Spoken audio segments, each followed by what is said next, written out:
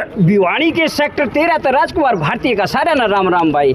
और अब हरियाणवी में हम बात करेंगे क्योंकि दो शख्स जो है बहुत बड़ी बड़ी मुछाड़े टकर गए। और भाई इसमें बात हम लोग करेंगे सुरेश निंदाना जो महम की धरती पे हैं, महम 24 की धरती पे, बड़ा खूंखार धरती है महम की है शरीफों की धरती, पक्की बात है। चलो शरीफों की धरती है। तो सुरेश भाई एक बात हमें बताओ, आज यहाँ आकर के दुख भी हुआ, खुशी भी हुई है और बड़ा मन मचल रहा है कि इतनी जनसंख्या में हमारे दूर दूर से सुनार समाज के लोग पहुँचे हैं। ये जो टांग खिंचाई वाली जो बात आवे है ना बार बार, ये कौन है, कहाँ से आते हैं ये लोग जो टांग खिंचाई करते हैं और क्यों करते हैं, उस पर रोशनी डालो आप, क्यों करते हैं वो।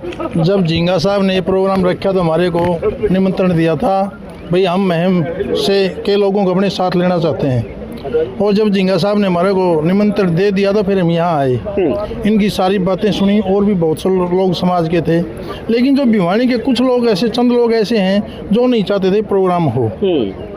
लेकिन जब पत्रकार महोदय आप जैसे पत्रकार थे और भाइयों ने सबने साथ दिया तो इसका धुआं उठा दिया।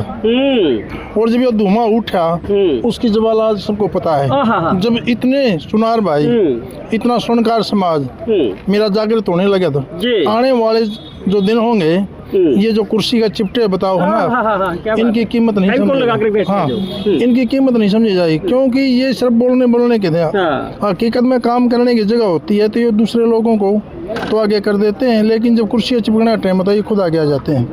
जब तक ईमानदार लोग आगे नहीं आएंगे, इन बेईमाना पता नहीं कटेगा, तब तक मेरा समाज को गुमराह करते रहेंगे। वैसे सुरेश जी एक बात और जानना चाहता हूँ मैं, कुछ लोग कहते हैं कि सुनार तो हमारी जेब में है, जैसे महम में भी चर्चा चल रही है, एक व्यक्ति कह रहा है कि महम का सुनार तो मेरी जेब में है, ऐसे ही कुछ लोग यहाँ भी है, वो हर जगह है। तो आप ऐसे जो जेब में लोगों को रखते हैं उनके विषय में आप क्या कहना चाहेंगे? उनको समय पे समाज सब कुछ बता देता है, उनको एहसास हो जाता है और कौन किसकी जेब में। प्रेम से तो आदमी छोटी ही काबर भी बड़े झोटे को घेर लेती है, लेकिन जो ये अहंकारी प्रधान बने बैठे हैं ना, इनको समय आता है जब नानी याद आ जाती है, रातों की नींद खत्म हो जाती है, सुख की नींद नहीं ले सकते ये जो समाज को गुमराह करने वाले हैं। सर मुझे एक बात याद आ गई, ये प्रधान होता क्या है, प्रधान का कार्य क्या होता है? वैसे तो प्रधान का कार्य होता है समाज के लिए हितैषी का काम करना, लेकिन जो आजकल के जो प्रधान बनते हैं ना, ये समाज को गुमराह करते हैं और बेवकूफ़ बनाने का काम कर रहे हैं। बेवकूफ़ बनाने का काम कर रहे हैं। मैं अपने चैनल से माध्यम से बताऊंगा, प्रधान अगर बनने की इच्छा है तो समाज में जो बुराइयां चल रही हैं उन बुराइयों पे भी उसकी अपनी पकड़ होनी चाहिए। समाज में कैसी गतिविधियां चल रही है, हर गतिविधि की जानकारी होनी चाहिए।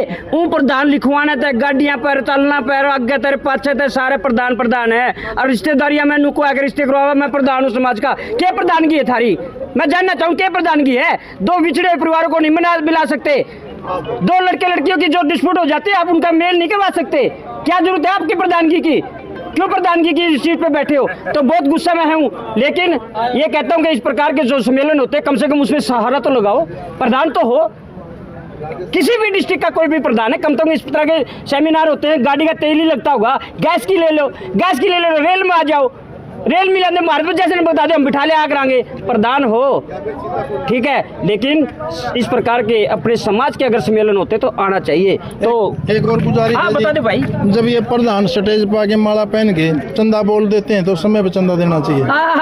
जब ये लोग चंदा तो बोल देते हैं और उसके ऊपर जो खर्च भी होता है समाज का, किसी ट्रस्ट का, और फिर ये 4-4 साल तक नहीं देते, अगले को मूर्ख बनाते हैं, इनके धक्के खाते हैं, तो ऐसे समाज जो प्रधान है उनसे हाथ जोड़ के गुजारिश है कम से कम माला पहन के काम करने वालों का तो कम से कम समय बर्बाद नहीं करना चाहिए। क्योंकि ये लोग बोल तो देते हैं चंदा, जिस आदमी ने 4-4 साल हो जाते हैं चंदा दें, और जब उसके बारे में कोई आवाज उठाता है तो उसके साथ ये कटाक्ष करते हैं, उसके साथ गलत व्यवहार करते हैं। वैसे मैं तो सुरेश जी आपसे एक छोटी सी बात और कहना चाहूंगा, आपने तो हल्का सा 4 साल का जिक्र किया है, मैं तो मेरे समाज के अंदर देखता आ रहा हूँ 2008 से लोग तालियां पिटवा रहे हैं।